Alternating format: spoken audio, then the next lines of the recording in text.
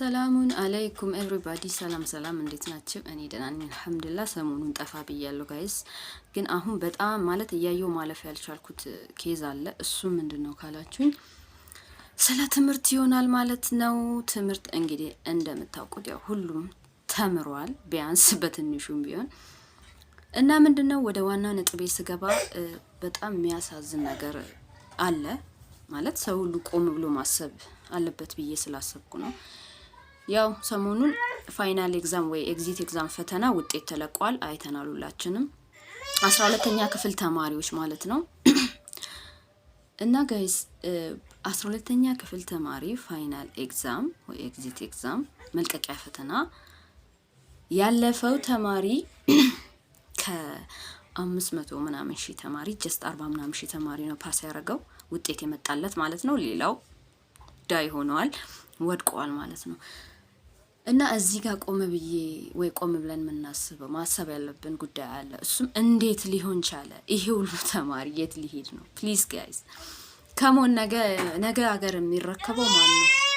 ይሄ ሁሉ ተማሪ ወደቀ ማለት የምር በጣም ነው የሚከብደው። አስቡት ከ500 ምናምን ሺህ ተማሪ ጀስት 40 ሺህ ተማሪ ብቻ ያለፈ አይከብድም?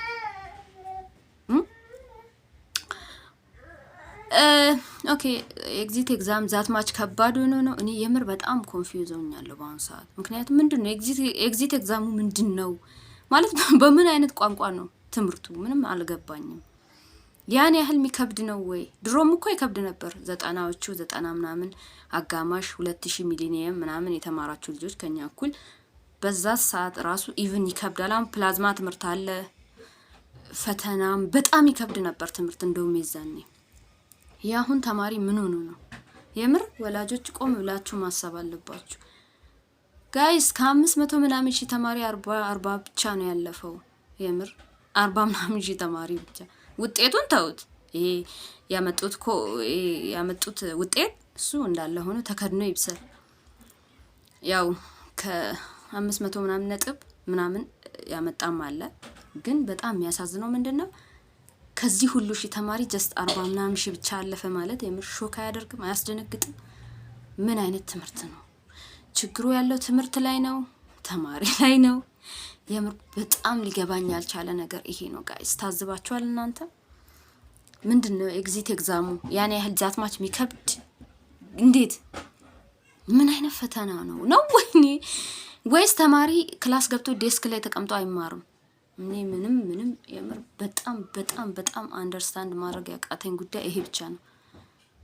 ላስት ይር እኮ ያ ባለፈው አመት እንደው አይሻልም? ትንሽ ተማሪ ምርጥ ነው። 100 ምናምን ሺህ ተማሪ ነው ያለፈው የዛኔ። 100 ሺህ ተማሪ እኮ መግባት አቃተን ያለፉት እንትኖች ማለት ነው። ወይኔ ከ500 ምናምን ሺህ ተማሪ 40 ምናምን ሺህ ነበረ ሲማር የነበረው። ወላሂ ጋይስ አስቡት። በጣም ነው የሚያስደነግጠው። በጣም ችግሩ ያለው የት ነው? እባክህ ፈጣሪ ፈታልን ይሄን ችግር። ትምህርቱ ላይ ነው? ተማሪ ላይ ነው ጋይስ?